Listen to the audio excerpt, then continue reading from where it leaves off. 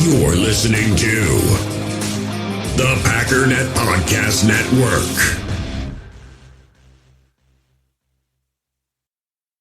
With threats to our nation waiting around every corner, adaptability is more important than ever. When conditions change without notice, quick strategic thinking is crucial. And with obstacles consistently impending, determination is essential in overcoming them. It's this willingness, decisiveness, and resilience that sets Marines apart. With our fighting spirit, we don't just fight battles, we win them. Marines are the constant our nation counts on to fight the unknown. And through adaptable problem solving, we do just that.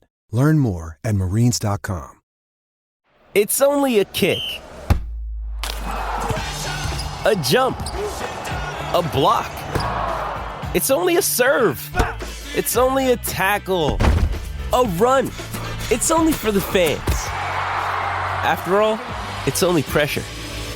You got this. Adidas.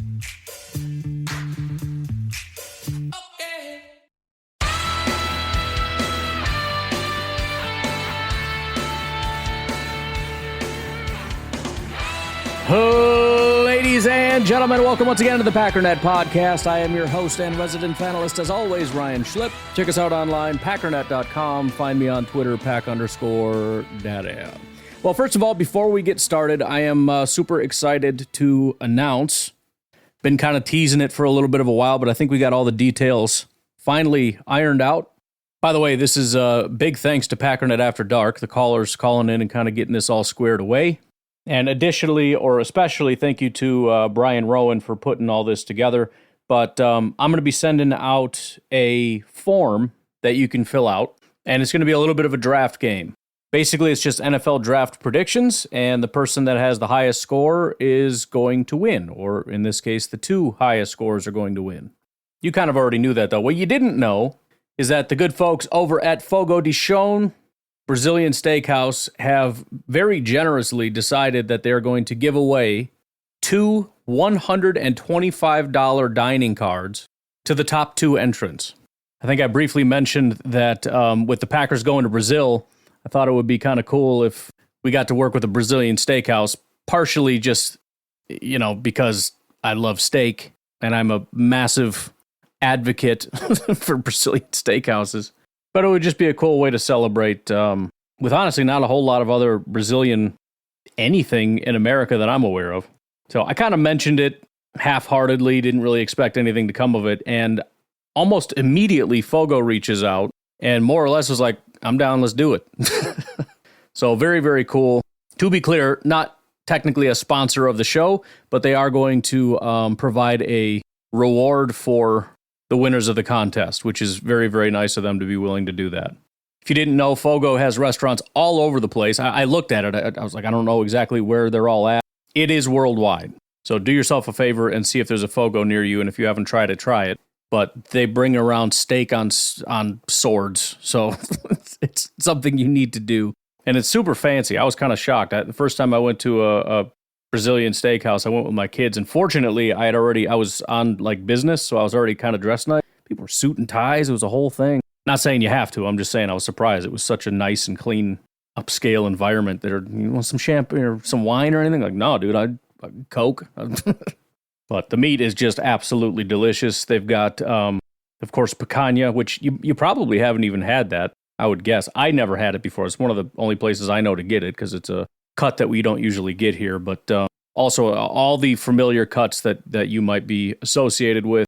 Whatever it is you want to try, they'll bring it to your table. They'll cut you off a slice. It's amazing. Oh, and also, while we're talking about them, they are running a special right now.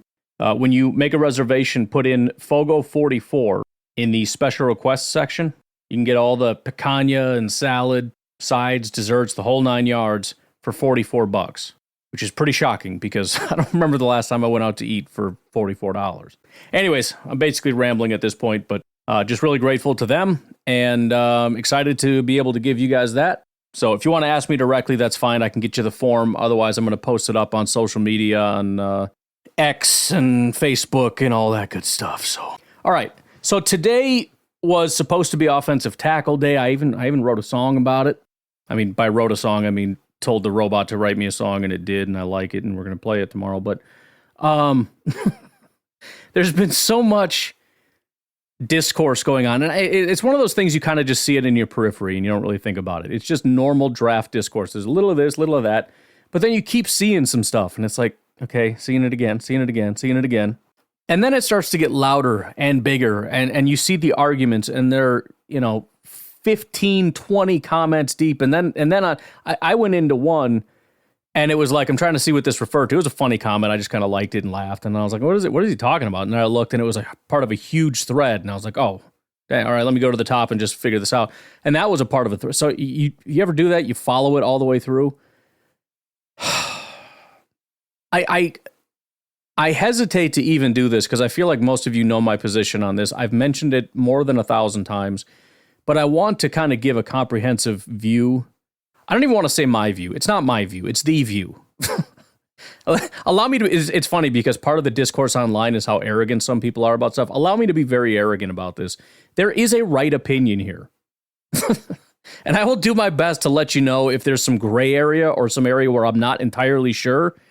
But there are some things that are just common sense.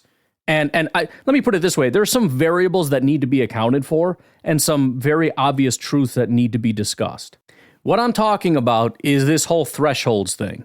Now, I'm going to be stepping on some toes. I'm hoping that the people who hold certain views understand that, like, it's whatever, man. I'm not trying to be a jerk or whatever. I like people that hold this or that opinion. I mean, I'm seeing people that I like on both sides of the argument go at it, and I tend to disagree with probably both sides of the argument. It's not about trying to trash anybody. It's just allow me to throw in my 2 cents into this discussion. Okay, how about that?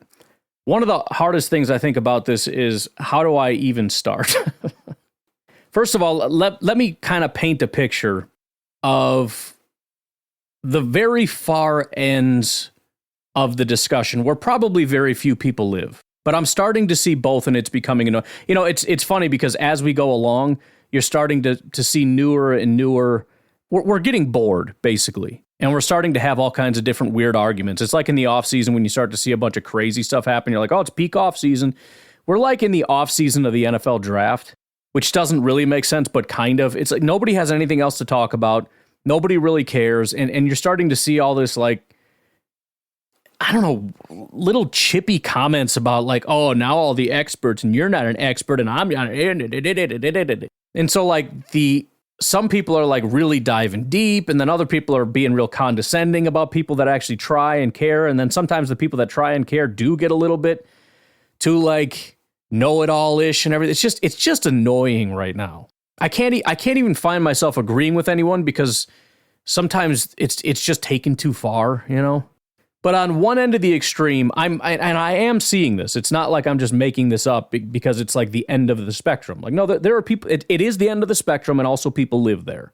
Number one is the far end of this side of the spectrum. We don't know anything. Now, I say stuff like that. We say those things in jest, but I mean literally people that believe it's all just literal guessing. Okay, so that's one end. On the other end is I have the information. I know without a shadow of a doubt. Now, know what? It could kind of depend. I don't think I've ever seen anyone say, I know every single thing about every prospect and every single pick every single team is going to make and all that. But, you know, in certain areas, like I know this, I know that. So we have absolute certainty and we have zero certainty. Allow me to once again toot my own horn and like before we kind of take things piece by piece. Let me tell you what I've already said a bunch of times, because I think it is still the best way to view this situation. Again, I'm going to just give myself the ability to be super arrogant today because I'm just annoyed. And it's like, you know what? Forget you guys. I'm right. You're all wrong. I think I should just say so the thing that I generally say is that there's only so much knowledge to be known of the entirety of, it's not a very quippy saying, but there's only so much knowledge to be known of the entirety of the amount of information that can be known about how good a player is going to be, right? So there's a question. Jim Bob Stevenson, is he going to be a great player? You take all the data in the world and you boil it down and you answer every single question correctly. Your grade on his footwork is 100% perfect. It is an 8.934762123 repeating. And that's exactly right. Will you be able to gauge exactly how good they're going to be in the NFL? No. Why? Is it because it's all just guessing? No.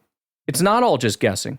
It's because there are things that we can't see, there's only so much that this will correlate to success. Whatever, however you want to phrase it, it doesn't really matter.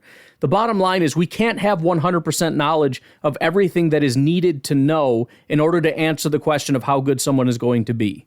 So there's really just two variables. How much information, good information, is there? And then number two, how good of a job did we do gathering that information? And we have to assume that the answer is never 100%, right? So let's say there's 50 variables on a wide receiver, like legitimately. My sheet doesn't say 50. Well, there's 50. And of those, how perfectly did you grade every single one of those? So nobody's going to get 100% on this test.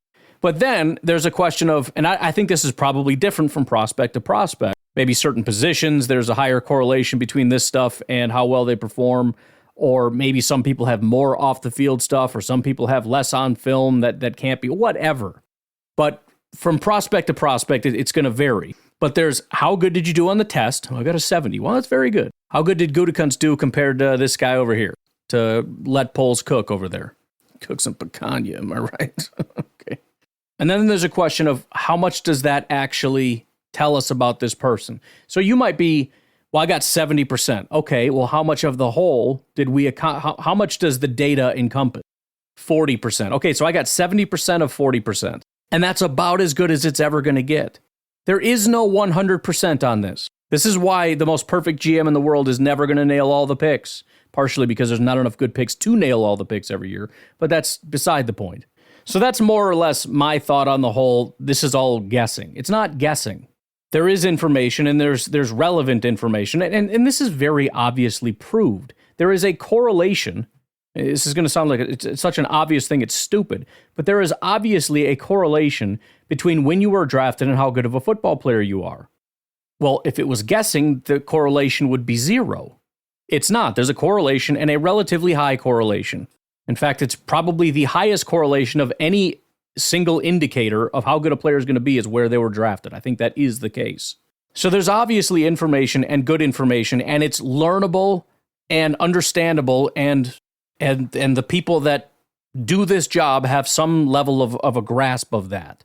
But yet there seems to be kind of a ceiling. This is kind of as good as it gets. There's clearly a correlation, but every year there's massive misses. There's half the first round is a miss, and there's going to be guys in the fifth round that were way better than like the number one overall pick some years. It's madness. But still, there's a high correlation. It's not a guess. There's good data out there, whether that's film, and that's the other argument is film versus stats and whatnot. Bro, first of all, this is all identifiable, right? We went through, remember when we did that whole thing about like what drills in the combine correlate to what position and how much it matters and all that? The whole point of that is we have enough data that we can use data to show what matters and what doesn't. Do you honestly think that I couldn't get some level of a correlation between production, statistical, whatever? You think I can't use stats and show that there's a correlation? Of course I can. So to pretend it serves no purpose is nonsense. That's one of the easiest to prove. Film is very hard to prove because it's basically the correlation is all I have to use. But it's there. So it's very obviously not guessing. Anyone that says it's guessing, and I know a lot of it is just trying to be, this is like the new smartest guy in the room, right? It was like the actual film people, the database people, they were the smart guys. And then everybody just gets sick of them for whatever reason, and then they become the smart guys by saying that the smart guys aren't smart. They don't have to back anything up, just like, oh, they're so obnoxious, they think they know everything. Well, okay, thank you, I guess. Thank you for your massive contribution to NFL draft season. I mean, it's annoying when people are condescending with good information. It's way worse when people are condescending toward good information with no information. Just assertions. You don't know. Nobody knows. It doesn't know. Nobody does know. You can't know anything.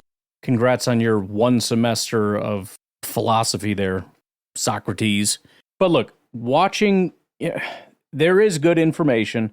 There is a skill set to be learned. How valuable? I don't know. That would be somewhat of an interesting thing to kind of watch and see. Is it just the act of more or less watching from somebody that's seen football and kind of knows what to look for, at least on a cursory level? How much does 40 years of NFL scouting experience benefit someone over 3 years of kind of hanging out and doing it by yourself at home? I don't know the answer to that. I'm assuming it's more than zero. But again, we're kind of already getting to the point where it's really difficult to kind of squeeze out those last couple, percentage points. That would be somewhat of an interesting thing to kind of look into. But let's at least acknowledge that, of course, these things matter.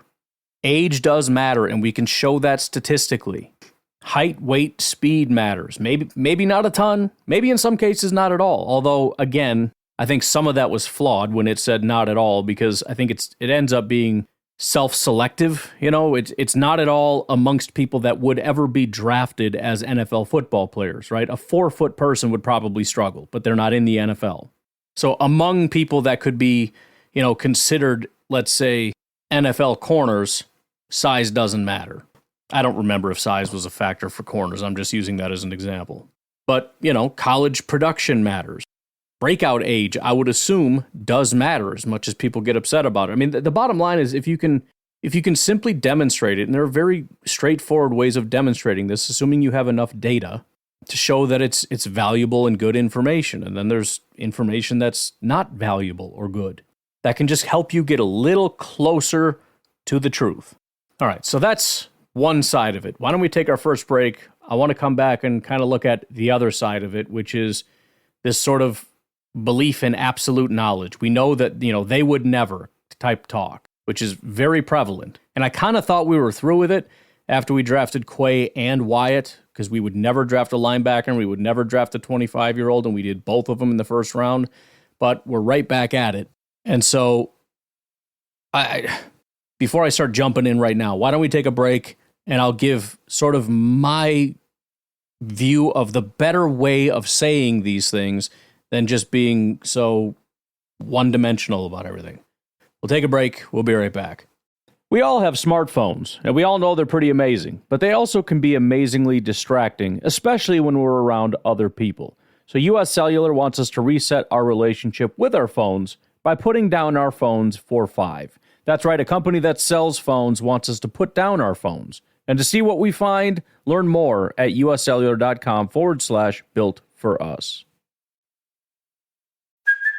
Hey, it's Kaylee Cuoco for Priceline. Ready to go to your happy place for a happy price? Well, why didn't you say so? Just download the Priceline app right now and save up to 60% on hotels. So whether it's Cousin Kevin's Kazoo Concert in Kansas City, go Kevin, or Becky's Bachelorette Bash in Bermuda, you never have to miss a trip ever again. So download the Priceline app today. Your savings are waiting.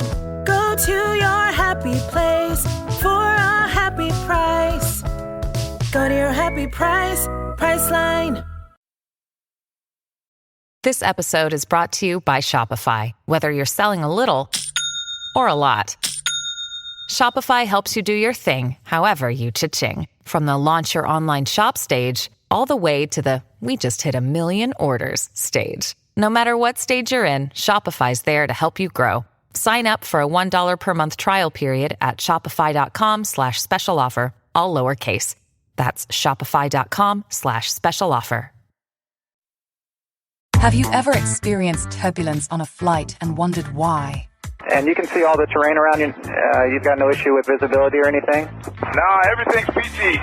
Maybe you've sat on the tarmac for hours wondering why your plane isn't moving. Well, we're outside here. They're saying the ramp is closed. They won't let us park because of Air Force One.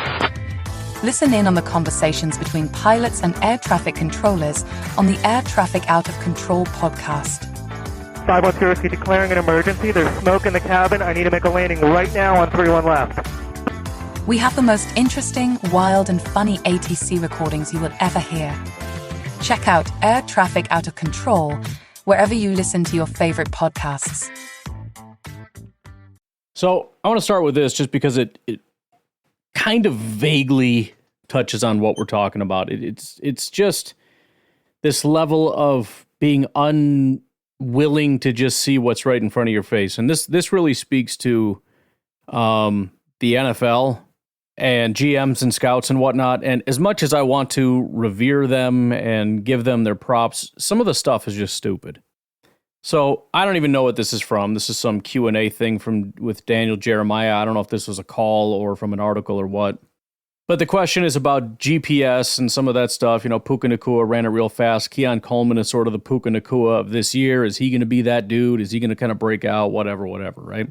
So Daniel Jeremiah says he sent that information to two different teams, one of whom really liked Keon Coleman and one of whom did not like Keon Coleman.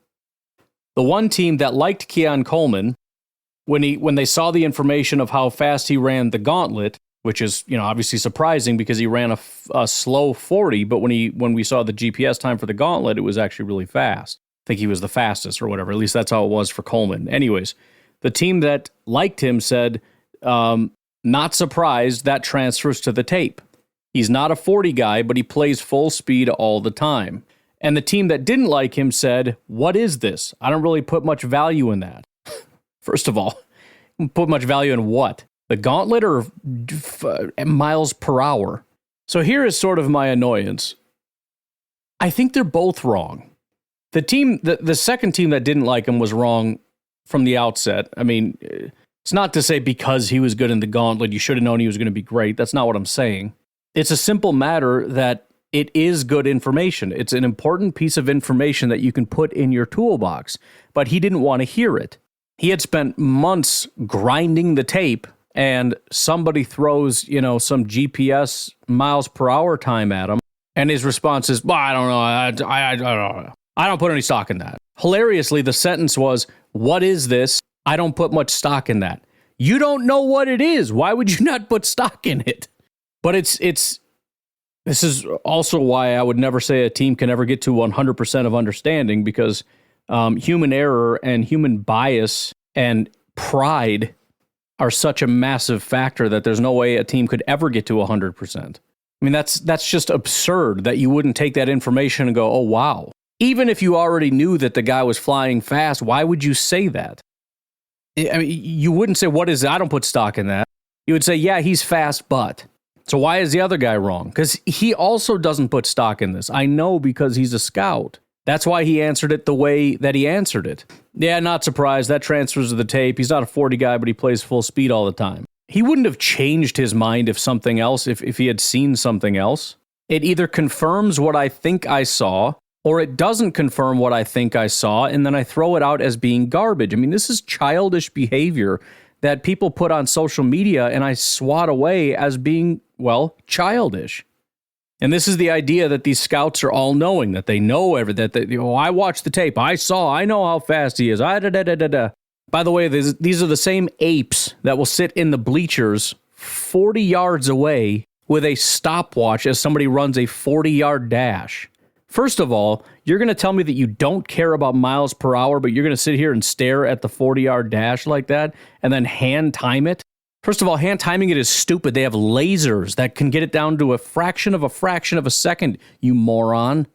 Second of all, I thought you didn't care about the 40-yard dash, so what are you hand timing it for? Why don't you go find something else to do? Why don't you go eat a sandwich? Wouldn't that be more valuable than the 40? Because that's what you guys keep telling us. I struggle with the arrogance, man. I really do. Especially, I mean, listen, and again, I mind it less from people on social media because it's just, I don't want to say it's understandable, but it's like, whatever. It's some friggin' 14-year-old that's more worried about winning the argument than actually being right. You're an NFL scout, dude. You have to get this right. And if this information comes across, don't say, what is that? Well, I don't put stock in that. And as far as the other GM, if it's me anyways, I'm looking at that going, hey, the 40 says that this guy's slow. On tape, though, it says that this guy's fast. And then somebody comes to me and they're like, hey, we got this other test that we do that's a better metric of speed, and it says that he's this. Well, I might want to pay attention to what that is. But again, there's this like puff out your chest sort of, yeah, I already know. Yeah, I know that. I know. That's what I watched on the tape. I saw it on the tape, so I already know. Okay, cool, dude. Anyways, let's move on to the other side of this. And specifically what I'm talking about is the thresholds thing. And I swear, I know Brian Maffei has become sort of the thresholds guy. He's certainly not the only one. There have been memes made of other people who have just been wrong about things. I have no idea his track record. It's probably fine.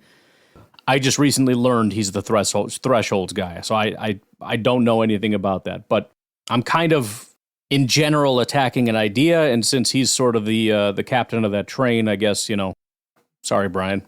But what led to this big thread that I just happened to stumble across was a tweet by Brian that said, Packers won't take Mims. He's outside their size thresholds. Now, I haven't seen what amount of work went into this. He said, I can show you my thing, but no, that sounded like I didn't mean. I can show you my spreadsheet or whatever it is that shows their thresholds if you want. And I was like, yeah, definitely, because I figured it would help what I'm doing here, but maybe he was being sarcastic. I don't know. Probably because he knew that my opinion was not going to be in favor of this. But without knowing the amount of work that's gone into it, I just have a huge list of problems with this. A massive list of things that I would need to know before I could jump on the side of saying, you're right, they won't take him. The easiest would be Brian Gutekunst coming out and saying, yes, we have thresholds, and that is outside of our threshold. Now, I'm pretty sure that they have mentioned that they do have thresholds, but just as sort of a thought experiment, I kind of came to the opinion that there shouldn't be thresholds, period. I was kind of just thinking this through before, and I was planning on talking about the podcast and essentially saying, let's start by acknowledging that they have to have size thresholds or thresholds of some kind. Obviously, you're not going to have a 2-foot tall player playing in football, right? I mean, it's just at some point there is a limit. And then I thought about it and said, no. Again, I think the Packers probably do have some kind of a threshold, but I don't know that they should. And I'm guessing the threshold is based on data, right? They've come to the conclusion that people outside of these parameters do not succeed, and we're not going to allow ourselves to be tricked by the tape. But I was thinking about this in relation to Sainristil, because again, you've got size and then you've got what you see on tape. So, for example, let's just walk down this thought. It's not necessarily directly, but we're here, so let's talk about it. Why don't you like smaller corners? Well, they're not really strong enough. What if I told you he was? Okay, but they're not physical enough. What if I told you he was? Well, they can't jump high enough. What if I told you he could? The point being, I understand saying I'm going to be leery of a person like this because I feel like they probably will have issues doing X, Y, and Z, which are requirements in the NFL. But at the end of the day, it comes down to function. And if they can do it, then why would you allow your thresholds to keep them out unless you have some kind of data that shows that despite film, these things end up being problems, right? If you run a 4.7, even though, you seem to be able to overcome it and et cetera, like we acknowledge that you're not very fast, but you're just such a good wide receiver and you make it work and you got such clean route running, and they're like, yeah, but no. We don't believe anybody, no matter what, is going to be able to succeed running a 4.7, period. If that's the case, okay, fair. But at the same time, every time reporters ask coaches or GMs about, things like, well, he had a slow 40, does something like that bother you? They're like, well, we like to look at, function. We like to look at their ability and what they can do, which is the right answer. But, on some level, which is it? But if you're not going to do that, I, to be completely honest, I don't think there should be thresholds. You're like, well, what about a 2-foot tall person? Well, that's pretty simple. Again, self-selection. There are no 2 feet tall people that are succeeding in college football, and certainly not to the degree that they would be in the NFL draft. Now, if they did succeed at a high level and were considered first-round picks, then we would have to consider it. And that kind of brings us back to this whole thresholds thing. Let's just say, for example, let's remove 2 because some people are going to, there is no 2-foot, whatever. Let's say a guy's 4 feet tall and he's a wide receiver and he's so unbelievably good. He can jump through the frickin' ceiling. He runs in the 4.2. He's got the best hands. He's got the best route running. He is the best. He is the most physical player. He's freaking jacked. He's 4 feet tall and 6 feet wide, man. He's so good that he's actually considered a second-round pick. If he was taller, he'd be a lock number 1 overall pick, but he's considered a second-round pick. Now, we can easily say, The Packers would never take him. Well, how do you know? Because they never have. Well, duh. There's never been somebody like this before. But we're not asking the question, have they ever taken a 4-foot-tall person? We're asking the question, would they take this person? Would they take this person who happens to be a height that is not desirable? That is the question. Now, again, if there are hard limits, the answer is probably no. In other words, the tape says he can do everything. The tape says I don't have to worry about durability. I don't have to worry about, actual vertical, like the jumping. I don't have to worry about arm length for whatever reason. I don't have to worry about hand size. I don't have to worry about his hands. I don't have to worry about the route running or the physicality or any of that. He somehow is able to overcome that. On tape, he checks every single box. But still, we have these rigid things, and so we're going to take him off the board. And you do hear about taking people off the board, right? So that is a thing. Now, again, is that because somebody is, across these theoretical thresholds, or, obviously there are other more serious things, character issues or whatever. But again, that was more theoretical in terms of should there actually be thresholds? I don't know. But let's establish that I'm pretty sure they do. And I'm pretty sure Brian Gutekunst has said that they do, okay? So we're back to square one. Let's at least acknowledge that they have them. That somewhere they have a list and they have a very hard line, and anything even just a millimeter below that line, and it's like trying to get on a roller coaster, and it's like you're just not quite up to that line, and they're like, sorry, dude, can't let you do it. You literally could get flung 400 feet in the air and die, and that would be my fault, and I am not interested in having that rest on my soul so that you can go wee for the first time, okay? Come back next year, I'll talk to you later. But really, my issue isn't do they have thresholds. My issue is do we know what they are? Because remember, the tweet was the Packers will not take him because he is outside of their thresholds. How do we know that? And if the answer is because they've never taken one before, I'm sorry, that's not satisfactory. Because right off the bat, you have to satisfy the one thing that we've already talked about.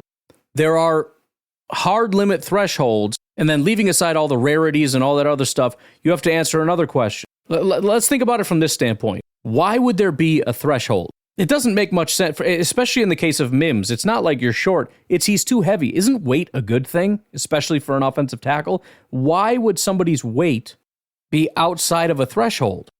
Because with weight generally would come presumably less athleticism. So it would be intuitive that a team that wants an athletic tackle isn't going to take heavier tackles. Not because the heaviness is outside of their thresholds, but because they never meet our athleticism threshold. And in other words, there's a correlation between weight and athleticism, and we're looking at the wrong thing. Because let's be completely honest, especially about something like weight. Would it matter if the guy was 600 pounds if he was as athletic as Rashawn Gary?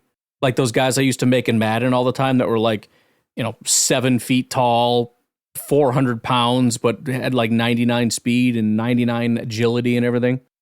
That guy was dope, man. He was so good. I get so mad anytime he drop a pass. Like, bro, what part of 99 don't you get, man? You better not drop anything ever again. I don't care if you're triple team, bro. I throw it to you, you catch it. At least 99 out of 100 times. I better not see that in the next 99. But look, the bottom line is there's a lot of variables that could come into play that could be the cause and or effect of why the Packers haven't yet. So I guess it's more personal preference in my desire of things to be more accurately stated. But we cannot claim to know their thresholds. At best, we can say, I'm skeptical the Packers haven't done it yet because they've never done it before. And then, again, you'd have to acknowledge, not saying publicly every single time, you'd have to put these caveats in, but there would also have to be an acknowledgement that that doesn't mean that they won't. And again, final note on this weight thing, we'll get into more specific things to talk about and why the thresholds thing doesn't make any sense to me. But again, this came up because of Mike Sainristil. If you had just told me his height, weight, I would have said the Packers would never do it. But then when you watch him play, you have to question, would the Packers be willing to overlook that because of the way he plays football? And you say, well, no, because they've still never done it. Well, first of all, how often do guys this size actually make it into the NFL? Let's say there's 4 of them per year. There's 32 teams. How often do you expect the Packers to take them? And then on top of that, how often do shorter, smaller guys like this play like that? There's a lot of smaller corners that play like smaller corners. I'm asking you to find me exactly a corner like this and then tell me the Packers have no interest in that. You can't do it because you don't have their thresholds. You have a pattern. And even pattern is the wrong way to put it. There's no pattern. It's just a lack of something happening so far. That's all it is. Something has never happened yet. We'll take a break. We'll be right back. All right, so let's rip through a couple really obvious ones here. Again, the issue is, and I saw Brian make the comment, like, I've been doing this for 20 years. Okay, there's a couple problems with that. Number one, 20 years is a long time, but still, is it a very big sample? First of all, to some degree, we're talking about first round pick, right? If we're not, and we're just saying they would never, even as undrafted free agents, fine, then we're looking at anybody they've ever picked up ever. But we're also just talking about tackles. So we'd have to take this pile of draft picks and then whittle it down to just tackles. So in 20 years, roughly, I don't know exactly, are we including 2024 or whatever, 2023? I don't know. Let's say it's roughly 189 picks. It's still not if we're talking statistical data type stuff, 189, okay, I guess it's a decent chunk. That's picks from first round all the way through the 7th round. You know how many tackles they've drafted? 15. And some of them didn't even stay tackles. They moved inside. Like, John Runyon, J.C. Treader, T.J. Lang, Josh Sitton. So if we assume those are always intended to be interior guys, we're talking a little over 10. That is not a large enough sample size. Let me explain to you why that's not a large enough sample size. Do you know how many offensive tackles are in this year's draft class? Or I shouldn't even say in this year's draft class. How many were at the combine? There's 28. 28 tackles that I have weights on. Do you know how many are as big or bigger than Mims? 4. Let's assume that this is an average year, that tackles that are 340 or bigger are generally, it's about 14% of the draft class. Do you know what percentage of the NFL the Green Bay Packers make up? 3%. So, to put this much more clearly, if there were 32 tackles that were 340 pounds, you would expect the Packers to maybe get 1, and that assumes 0 teams get 2. Every 32 times, the Packers would maybe pick 1 up. So if there's 4, over 20 years, we're talking maybe 80. Well, that's underrepresented, right? Of 80, you would expect what? 2.5 tackles that are that size? Well, first of all, the Packers have drafted, 12? So they're underrepresented in drafting tackles to begin with. The point is, this is not proof. This is a maybe at best a slight anomaly. The number of 0 is slightly less than expected. It's kind of like the Packers with, let's say, Super Bowls with Aaron Rodgers since 2011. Well, the answer is 0, right? How many should it have been? Now, I think if you go out and I don't know, but let's just say you went out and did the homework, I would guess the answer would be somewhere around 1. I've done the homework before. It's like, I think the answer for how many Super Bowls the Packers should have won with all 3 over 30 years was like 3, and the Packers had 2, right? Well within the margin of error, in my opinion. It was like 2-3. It was something like that. So let's say the Packers should have won a Super Bowl. Is this like some massive, horrific thing? No, they basically won about as many as you would expect. There are no guarantees. You're going to get roughly 1. Well, we got 0. Yeah, that's about right. If you had 2, then that would also be right in line with about what you would think. I'm sure if the Packers won 2 or 3, Packer fans wouldn't be going, whoa, the statistics, wait a minute. This isn't fair. This is rigged. Something's wrong here. Now, how can you account for it? Number one, just random chance is more than sufficient to account for the Packers not getting these unusually large tackles. But again, number two, and I've talked about this a lot, for example, when I talk about RAS, I don't know that the Packers are obsessed with RAS. All that really needs to happen for the Packers to end up with higher RAS scores than other teams, which, by the way, I don't think I looked it up. I think it's on the RAS website. I think there are quite a few teams down, actually. But All that really needs to happen is that you care more than other teams. That's all that really needs to happen in order for these seemingly massive anomalies to take place. If it's more of a inconvenience or more of a desire or a thing you don't like than for most other teams, then there's going to be these massive discrepancies. If you covet RAS, you're not going to let these players fall to teams that don't covet it as much as you because they're just looking at their tape and saying, he's not worth it here. So they're going to let him pass, and you're not. Likewise, how many 340-pound tackles would the Packers be willing to take maybe in like the third or fourth round, but other teams took them in the second? Because they either liked the size or weren't as bothered by, for example, the lack of mobility because they don't use the kind of offense that we do. But again, that doesn't mean they would never do it. There's a difference between there being a massive discrepancy between, like, for example, there's 14 teams that have a second-round grade and the Packers have a fourth-round grade. He's never going to make it to the Packers. And that may be the case with almost every 340-pound guy, which kind of brings me to the second point, but we'll just pause there. Let's say every 340-pound guy is the exact same person. The Packers would never draft a 340-pound guy. But again, there's a big difference between it not happening and them him being off their board. He is on their board. They are willing to draft him in the fourth round, not in the second round. But he's never going to fall. Now, enter scenario 2. This is a 340-pound guy in which there are no red flags with athleticism. He is as athletic as every other guy out there. Now, granted, he's going to be a first-round prospect and probably isn't going to even make it to the Packers. But let's say the Packers get like the second pick, right? So the first pick goes quarterback, Packers are number 2. Are you telling me that this guy who is a consensus the best player in football, the only reason he didn't go number 1 is because of a quarterback? I don't know why I feel the need to complicate this fake scenario, but I'm doing it anyways. Pick 1 went to a quarterback, and then number 2 is probably the Patriots, and then whatever. We're up. Best player on the board is this tackle. He is the biggest freak the world has ever seen. He is more athletic than almost every 300-pound offensive tackle out there. Are you telling me that the Packers have a hard line on 340 and would never touch him? Maybe, but we don't know that. And I think a lot of people that are saying they would never would suddenly be questioning it, as they should be, as we should be already questioning it. Now, again, part of this is irrelevant if Mims is not an athletic freak. Although if he's a first-round pick to some degree, he's probably got to be, I would assume, relatively athletic. Because again, how many of these 340-pound guys are first-round prospects? Half of them. Mims and Latham. The other ones are Jeremy Flax and Anim Donqua. And Latham and Mims aren't guaranteed to be first-round prospects either.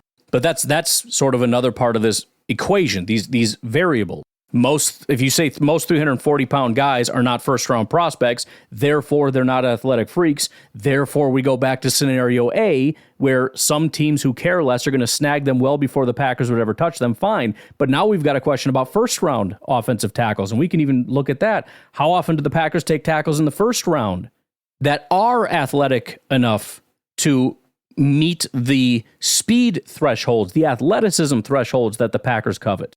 Sherrod and Balaga, and that's it. And both of those guys were at the back of the first round, so I don't know where they were at athleticism-wise, but we're talking in 20 years, 2 times. That is not a big enough sample size to, if that is my specific question. What if they're so athletic that despite their size, their first-round picks, would the Packers consider that? We don't know. We have 2 picks worth. And Sherrod wasn't small. He's 321. That's a big boy. 6'5", 321. I'm just saying. So I think at best, what a lot of these things come down to, when I personally see trends, I look at that and say, it seems like the Packers are more inclined to take these people and less inclined to take these people. And that's still enough to I mean, again, I still think that guys like Brian or whoever else want to point these things out, they certainly have a place to kind of come out and say, just so you know, this guy's too, like, because I even have those questions. We did the live stream with Mike Sainristil, and I was like, I don't know if the Packers have ever, he could just tell me the answer. That's good. I mean, I would love to see that information. It's valuable information. I just can't take it to the point of saying this is their thresholds. They will not do it. I don't know that. I don't. And again, They've never taken a linebacker in the first, and then they did it. They've never taken, in 20 years, they've never taken a 25-year-old in the first round. Maybe, I don't know, I'm making that up, but I don't think so. And they did it. Couple other things. As I pointed out before, generally we're talking about negatives, right? So if you tell me something like, well, they've never taken somebody that's 25 years old in the first round before, my mind immediately goes to, number one, most prospects are not 25. So you're already drawing from a smaller pool, much smaller pool. The vast majority of people in the draft are sub 25. Vast majority. So duh. Second of all, the vast majority of 25-year-olds are not first-round picks because they're 25.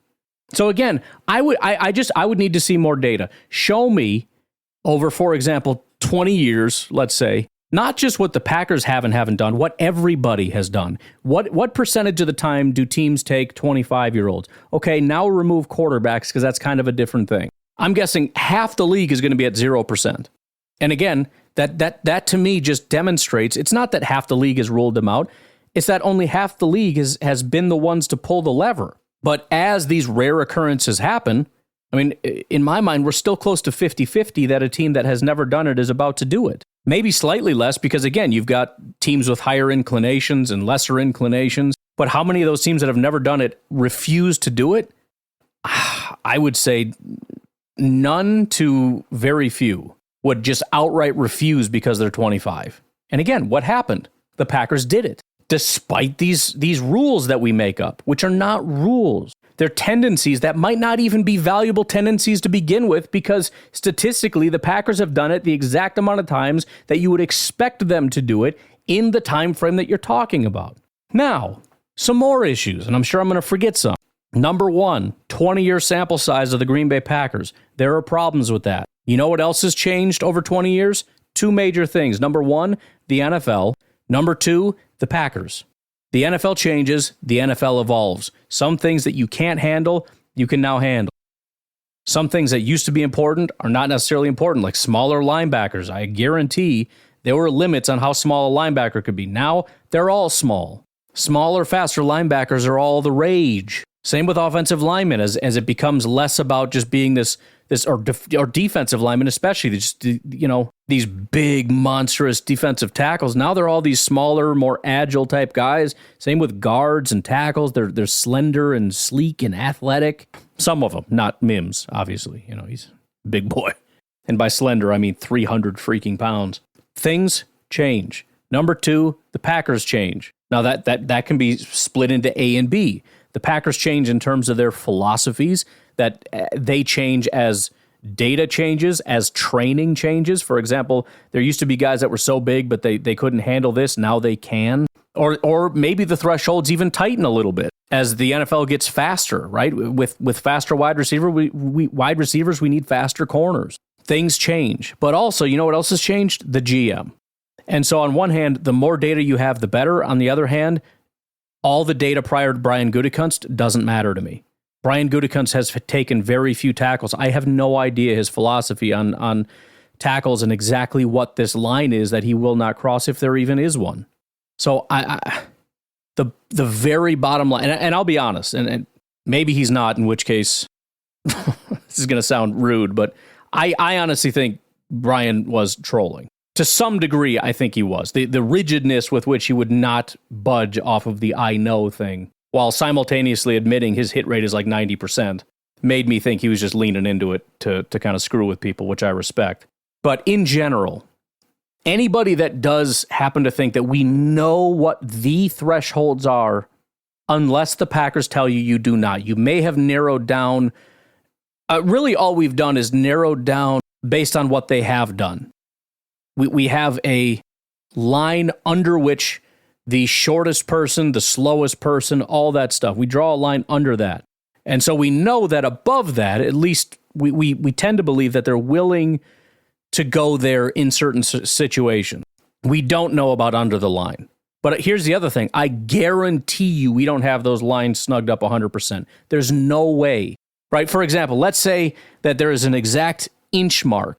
You're telling me that we drafted the shortest and slowest corner and the heaviest and lightest, the heaviest and lightest and tallest and shortest of every single position that exists, all the positions, and at the top and bottom range. We've hit that exact number. It's impossible. In 20 years, you don't have enough picks to do that. You can't possibly build a maximum and minimum based on just assuming the inverse of what they did. In other words, assuming, looking at what they did draft and assuming everything else is what they won't draft. That's not, I don't know. We don't have nearly enough information on this. And again, my biggest issue with the whole they would never thing is that every single time we're pointing to prospects that nobody wants. Nobody wants slower players. It's not like, well, the Packers would never do it. No, 32 teams don't like that. The question is, and that's another possible thing. What if that it's not a threshold necessarily. It's that the Packers tend to be a team that leans more in this direction. What if the NFL is evolving in one direction, the Packers are moving in another? For example, what if the NFL wants to be more spread the ball out, lighter, faster, and the Packers are moving more toward, heavier type of players? That would create an environment in which the Packers would be more willing to take on certain types of players that maybe they wouldn't have gotten their hands on in the past. We don't know. We have no idea. But every time I hear that, you're looking at it and you're just seeing these rare occurrences, these rare individuals. This person is outside of their threshold. No, what you're saying is this person is a rare person. And so most teams have never touched that. Or at the very least, very rarely. There's no team anywhere that usually drafts a Denzel Mims. Maybe the Ravens, I don't know. But out of 32 teams, how many usually draft 340-pound tackles? None. So whether or not somebody's done it isn't even the question. The question, because every single team is unlikely to do it, but somebody is going to do it, and probably in the first round, and probably twice with Latham and Mims. So the question that I have is, how much less likely are the Packers to do it than other teams? What are the odds that really the question is, would the Packers be willing to do it at 25? And what are the odds they make it to 25? Which is the question of every prospect. Aside from, I guess, the willingness to take other players over Mims in that case. But I mean, tackle is unbelievably valuable. And so it's not a matter, well, he's 340, so I don't super like it. Bullcrap. Does he meet your thresholds or not? Is he athletic enough despite his height and weight and all that stuff? We have no idea. And even most of these things that the Packers, as I've said, most of the things that they've rarely done are rare things that most teams have rarely, if ever, done. So it's not even necessarily helpful to point out that they've rarely done it unless you can put in some kind of data that says, the average team will draft this type of player 32% of the time, and the Packers have never done it. In other words, there's a sharp drop-off with teams. Teams either do it like 40, 30, percent of the time, and then there's 4 teams who have never done it. I'd look at that and go, oh, looks like we got 4 teams with thresholds. Like, it not guaranteed, but it kind of looks that way. If you're talking about something that every team has done it somewhere between like 5 and 0% of the time, that's useless information to me. And that's if you can even provide 32 teams, which nobody seems interested in even trying to figure that out. Show me all 32 teams. And then even when we get this all figured out, where you can show me that there is a sharp contrast between the Packers and other teams, I still do not want to hear you say that you know their thresholds, because you don't. We found a very large anomaly with the Packers that, again, could simply be that they massively undervalue that trait or devalue that trait so that they never fall to them. Or so much so, as I said, where they end up valuing another position or another player more so than that one at that time. And so while there is a scenario, it is a very rare scenario where all 31 other teams allow this person to fall, and it's like the only remaining player left on that tier of their board, and then they would pull the trigger. But, look, we know this stuff. First of all, we know a lot of this because it's common sense. But second of all, again, not only is Devontae Wyatt and Jayden Reed, not Jayden, I gave it away. Not only those guys, but Jayden Reed. Jayden Reed was a shock. Now, he's not a first-round pick, but his RAS was like nothing. He's too short. Why would they draft Jayden Reed? Because despite the fact that he doesn't hit the typical athletic markers that the Packers like, despite the fact that he didn't hit these size markers. And again, well, he's not below the threshold. Just be quiet and listen to me. Despite the fact that he isn't what the Packers generally like, at the end of the day, the play that was on tape answered all the questions. Whereas 95% of guys that don't hit the athletic markers and the size markers, such as Jayden Reed, those guys 95% of the time will not be the type of player Jayden Reed is. They can't do those things, and that's why we generally wouldn't draft them, especially not this early, because we value XYZ. But he can do XYZ despite that. So we're all looking at it going, that doesn't make sense. Well, it is surprising, but it's not necessarily that it doesn't make sense. I think I just explained it. It does make sense. It's just not what you would expect. And so listen, yes, if you stick to high RAS and all these sort of patterns and stuff, you're more likely to hit on what the Packers do. And I already outlined why that is, why there tends to be patterns. And those patterns hold true. And I think generally speaking, you can kind of narrow down where the Packers are probably looking, right? We know, for example, their pattern on defense. Now, that doesn't mean they're always picking defense, but, it's a pattern. We know that they generally prefer high-value positions. Linebacker is not, but that would be an outlier. Still, generally speaking, you can whittle it down. We know that they, they always like athletic players, but especially in the first round, they don't usually mess with guys that don't have massive athleticism. I think Jordan Love would be one of the few outliers. Not that it was bad. I don't think it was necessarily, it wasn't in the nines, I don't think. Certainly, if you go back before Goot, there's going to be other examples of that, but I'm not trying to take all the fun away. I mean, please use the tools at your disposal. Just use them rightly. It's like having this AI robot, and it's like, this thing's amazing. It's like, yeah, it's crazy. Like, it can tell me like anything. It's like, yeah, pretty much, man. It's pretty nuts. It could even tell me lottery numbers. Well, no, it can't. Yes, it can. It can do anything. It can do everything. It's like, okay, no. And then I have to do a podcast episode outlining all the things it can't do. And what I'm saying to you is the robot is amazing and I use it all the time and I love it. But we have to acknowledge that there are limits, which is a really ironic sentence considering what I'm saying, is that there are no limits, if you catch my drift. There are limits to our understanding. There are limits to our understanding of prospects. There are limits to the GM's understanding of prospects, how we started the show. There are limits to our understanding of the team and what they're thinking. And I think there are a lot of, I think teams are very, very willing to make exceptions to where there are kind of hard and soft limits. So if we were to, I'll end with this, you could kind of break it down into players that we've either never seen or rarely seen can be broken down into three categories. Number one is things that are just rare to begin with. They're very rare. They're unlikely to happen, but it has nothing to do with thresholds or anything like that. It's just an anomaly, right? Again, you would statistically speaking, you'd expect it to happen like twice. It's happened 0 times. That's not anything worth even making note of. Number two would be sort of like soft limits, which is, okay, there is actually a thing that makes the Packers kind of turn their head sideways a little bit. Tackle's arms are a little short. His 40 time or his speed generally isn't what we want. The height isn't what we want. But if you can put something on tape, we're willing to overlook these limits because what you put on the field is more important, like Jayden Reed. Then there are hard limits, which, again, I'm assuming exist. I'm pretty sure they've mentioned they exist, but I don't know. And a hard limit would be they are off my board before I even look at them. I don't need to watch their tape.